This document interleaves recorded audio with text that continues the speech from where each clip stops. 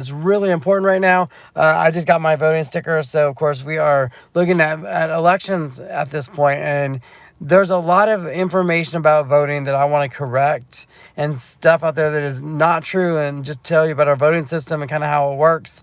I was a precinct official for several years, and the area that I was a precinct official for was University of Oklahoma area. So I had college presidents coming through, so I had to know my stuff. Because if I didn't, guess what? They were going to call me on it. So let me give you a couple of tips so that you understand what our voting system is, kind of who gets to vote, how they get to vote, what the rules are, and the importance of voting. That's kind of my big things that I want to look at right now. So hopefully you get a chance to watch this and send this to people that you know are like saying misinformation and all that that's happening. So let me start with who gets to vote, because I think that's the number one question. People that get to vote, they have to go through a process. The first process they have to do is they have to register to vote. So when they do that, they have to fill out a form. The form that you fill out has your name, your address, where you live. It has like an occupation, things like that. Now, you have to have a physical address and you have to have a name that is on your identification in Oklahoma. A couple different reasons. One, they want to make sure that your physical address tells them what precinct you're in. So if you don't put your actual address, it can't be a P.O. box, it can't be some other box like that. It has to be a physical address so they know who your representatives are and what precinct to put you in. So that's why they do that. Also, when you put your name on there, they run it through a database. Why? To make sure that you are who you say you are. To also make sure that you are a U.S. citizen, because it is a requirement in all of our voting systems to be a U.S. citizen. This has been true forever and ever and ever. Before we had to show our IDs, it still was true. What would happen is we would have people that come with their friends to the polling places and want to vote. And we just have to find out if they were a citizen, they could. If they weren't, they couldn't. So if they tried to fill out a ballot and they tried to, vote, what would happen is it would kick it out, because we would look up their voter registration, which is in a bunch of rolls. Those rolls get checked all the time for citizenship status, that you're in the right precinct. And if you are not in the right precinct, it will kick it out. So when we go to have you sign in, you won't be in the book. Secondly, then we're going to check it, and if it comes up as a questionable ballot, we will have you do a provisional ballot. A provisional ballot means that you sign an affidavit that you are who you are, that you are a citizen, that you are registered to vote, and then it goes into another area. And then after the vote is over, what we will do is we will then go investigate each ballot. When a precinct official or an election official investigates those ballots, they're checking you against your address. They're checking you to make sure that you say who you are and that you are that person. If you're not, then it will kick out that ballot. That ballot will be ripped up and considered invalid. So it doesn't work if that happens. If you are in the right precinct, that's fantastic. Let's say you move. Let's say you move to a different precinct and you need to go ahead and get a new ballot. Then you have to fill out a new form, a change of address form. You put your original address, your new address, and then they will send you a new card, tell you where your new precinct is. But again, if you try and vote in your new precinct without having changed your address, you will not be allowed to vote. We will have to go back to your old precinct and do that. Let's say that you're in the military or that you're a college student. Both of those are unique situations. If you're a college student and you want to vote in your home district, let's say you've gone away to college and you want to vote where your hometown is, you have to fill out a absentee ballot. Now, an absentee ballot is even more comprehensive, because you have to then fill out the ballot, take it to a notary, get it notarized. You put it on the inside of an envelope, then you put it in another envelope, and then you have to turn it in or mail it in or turn it into a precinct. Each one of those times that you sign that document, you're signing that you are voting for the person, or you are the person you say you are, and this ballot is an official ballot. So again, it gets taken out, it gets checked against the voter rolls, make sure that you are who you say you are, and then it gets added into the machines. Let's say that you double vote. Let's say that you vote for two, or you voted once and you vote again. So sometimes what happens, and this is not by no fault of their own, we have older people that maybe are forgetful and they forgot that they voted a second time. To be clear, it's still serious, and it's still considered a serious offense. If you vote twice, if you do election fraud, it's considered a federal offense. So what happens is you end up going in, you vote a second time. They will call you and they will take you to court. So then you will go to court. Once you go to court, the judge is going to ask if you voted twice. Even if you're an elderly person and you voted twice, they will tell you, why didn't you have somebody with you to help you? Because we can sign a affidavit for someone to vote for you saying that they didn't vote for you, but they took your will and wrote it out for you. So that happens. Hello from Bulgaria. Nice to have you on here. Thank you so much. And then, so ultimately, the voting process is that you will continue to have someone else vote for you. If you are unable to come into the polling place, we can walk out to your vehicle, have you sign an affidavit, and have you vote as well. So each ways, those are different layers. Hello, great to have you on here. Is it Jeremiah? Hello, wonderful to have you guys on here. So it is a great chance for you to kind of get your voice out. In the United States, it is important that we vote. Why? Because we ultimately have a say in every level of election. Today, I voted on local elections. So my city had questions, and I wanted to do that. Is it Ultraman 80? So it is... we got to vote on city elections, things like taxes and where we want our money to go and what we want to invest in, a homeless shelter for people that maybe need help and that we can help them out. So those are all important things to my city. I got to pick my representative for the area that I live in. Again, fantastic, a great chance for me to do that. So that is fantastic. So that's the who can vote and how they vote.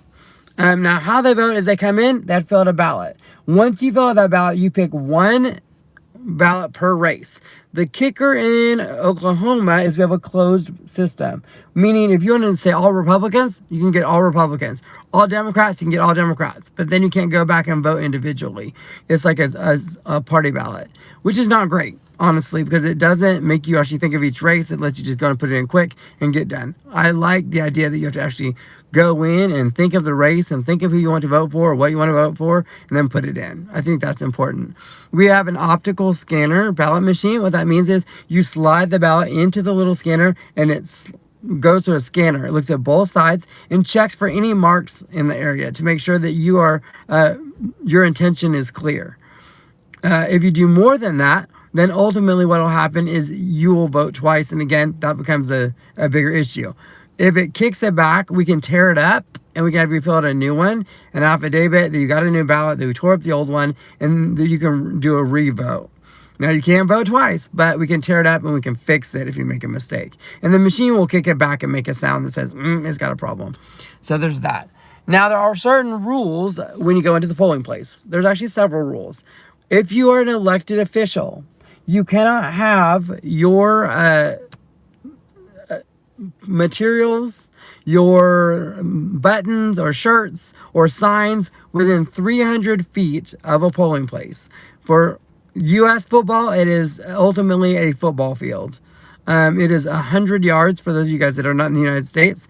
It's 100 yards from the polling place. So, for example, this morning I went to my polling place. There was a candidate had their materials within that 300 yards. I asked them to have it removed, and I think that they called the precinct to have them come measure and take it out because you're not allowed to do that. I had a vehicle one time at the church that I was in that they brought their vehicle, parked it right outside the door with all kinds of campaign stuff on it. I had to tell that person to move their vehicle 300 feet. If they didn't, I was going to have it towed, and then the sheriff's department was going to come and impound their car. You're not allowed to do that. If you have a shirt on that has materials on, you have to turn it inside out before you come inside the polling place. And you can't walk in the polling place and say, I think you should vote for so-and-so. Because, again, you're electioneering, that's called. That's trying to influence the election in the polling place. We also, so you cannot do that. There's, of course, security procedures in place to make sure that you are following all of our security procedures because the polling places are very important. If there was a recount, we can bring in observers and they can check that out as well. So there's different ways that we secure our ballots.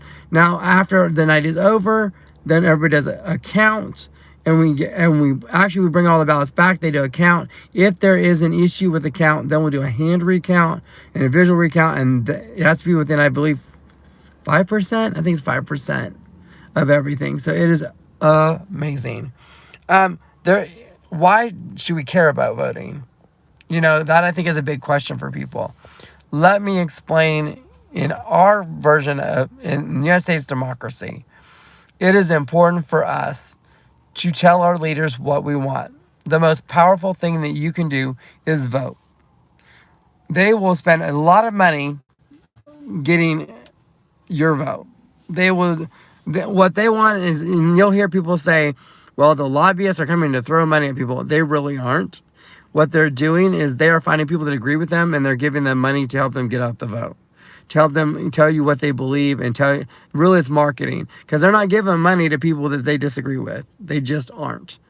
Like, that's not a thing, because if they do that, they're wasting their money. Now, if it's in between and they're not sure, they might give you a donation, but they're going to give a donation to multiple people because they're trying to get a way for you to be like, hey, I supported you in the election. Don't forget that.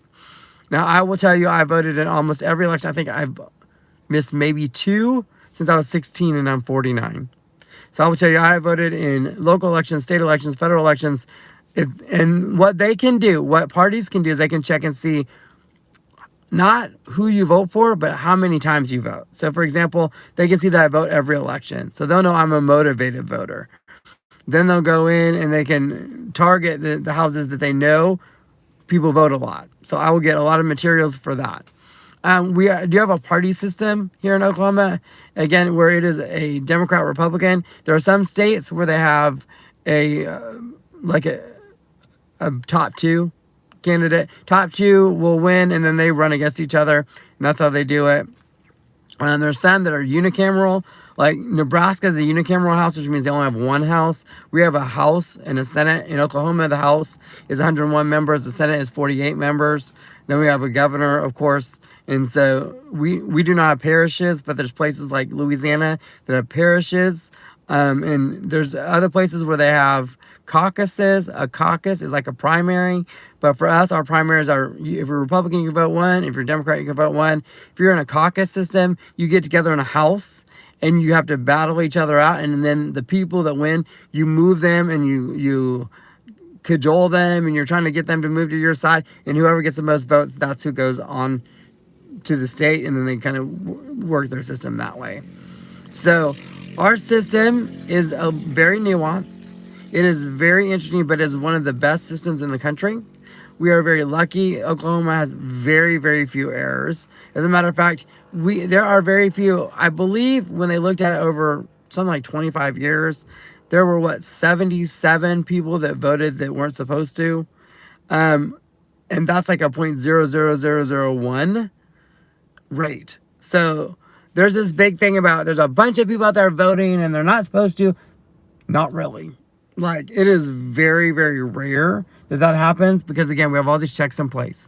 We have the check when you first come in. We have to check the rolls. We check when you register. We check when you change your address. We check when you get married. And we're checking all these things to make sure that you are who you say you are. If someone passes away, we really need a death certificate to show that they're no longer alive, so that we can take them off the rolls, and so that way they're not getting a ballot, that they're not having a space for a ballot for them. We very rarely see that. If there's anybody that passes away, they don't usually vote. I'm just saying. So there's all these ways that we are really safeguarding and protecting our system of government and protecting our democracy and the absolute right that we have of voting, being able to tell people who we want, what we want. We make our voices heard, and that is very important, because it is the most fundamental way that we choose our leaders.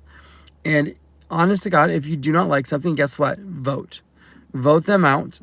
And I have a rule, and my rule is, if I ask you and you're like, I don't like this, I don't like that, and I ask you, do you vote? And you say no, your right to bitch is really, really lessened. I'm just saying.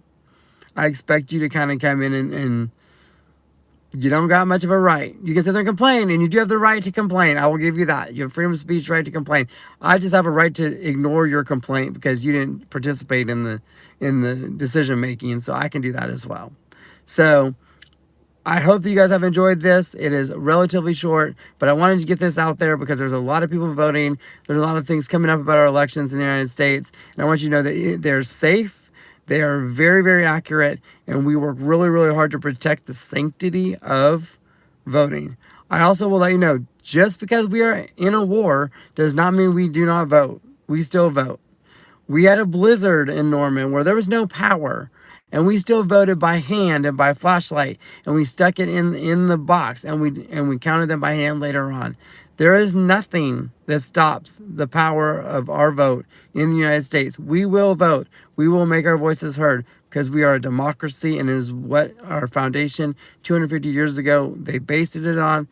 And so we are very, very excited about that. So I hope that you have enjoyed this, learned a little bit about our voting system, and that you give this to anybody that is having questions about voting, whether it's accurate, whether it's, unsafe, or whether their voice is not being heard. Thank you so much, and have a great day.